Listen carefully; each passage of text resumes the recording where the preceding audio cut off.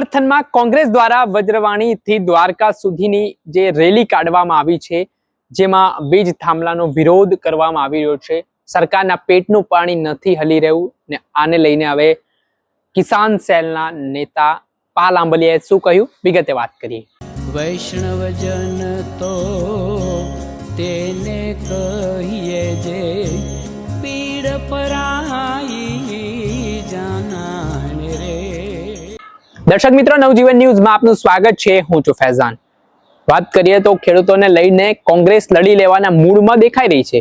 આ દિવસોમાં વજ્રવાણીથી દ્વારકા સુધી કોંગ્રેસ દ્વારા રેલી કરવામાં આવી છે, જેમાં કોંગ્રેસના કિસાન સેલના ગુજરાત પ્રદેશ પ્રમુખ પાલ આંબલિયા સાથે કોંગ્રેસ નેતા લાલજી દેસાઈના નેતૃત્વમાં ગામે ગામમાં રેલી ફરી રહી છે ને ખેડૂતોના ખેતરમાં જે બળજબરીપૂર્વક વીજ થાંભલા નાખવામાં આવી રહ્યા છે, તેનો સખત વિરોધ આ રેલી થકી નોંધાવવામાં આવી રહ્યો છે.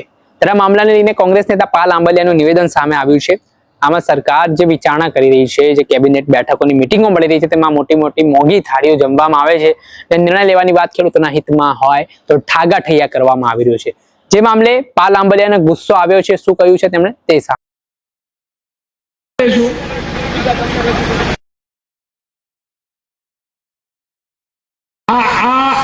આ કાર્યક્રમ આપણે કર્યો એનો સંદેશો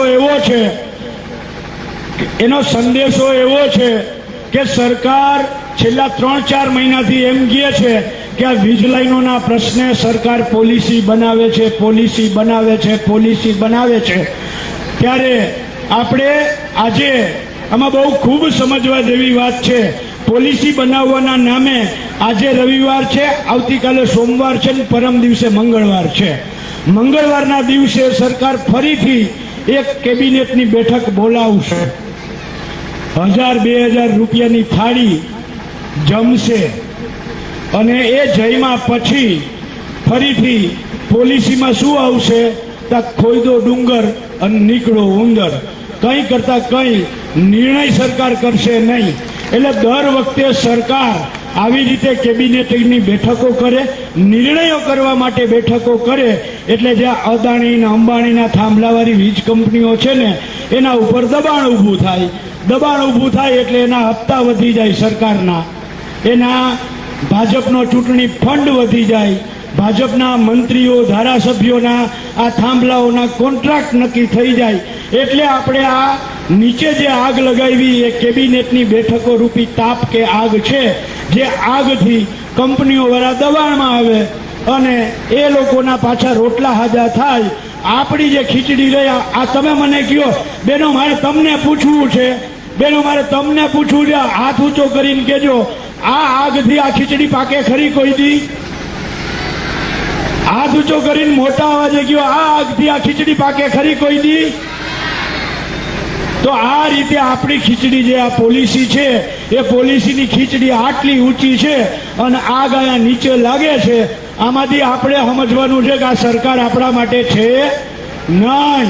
એટલે આપણે દ્વારકાધીશ પાસે જઈએ છીએ અને દ્વારકાધીશને કહેવા માંગીએ છીએ કે હે દ્વારકાધીશ, તું આ સરકારને સદબુદ્ધિ દે અને આ આગ આટલી નીચે ઊંચી છે એની જગ્યાએ આમાં આગ ઉપર મૂકે અને આપણી પોલિસી તૈયાર થાય.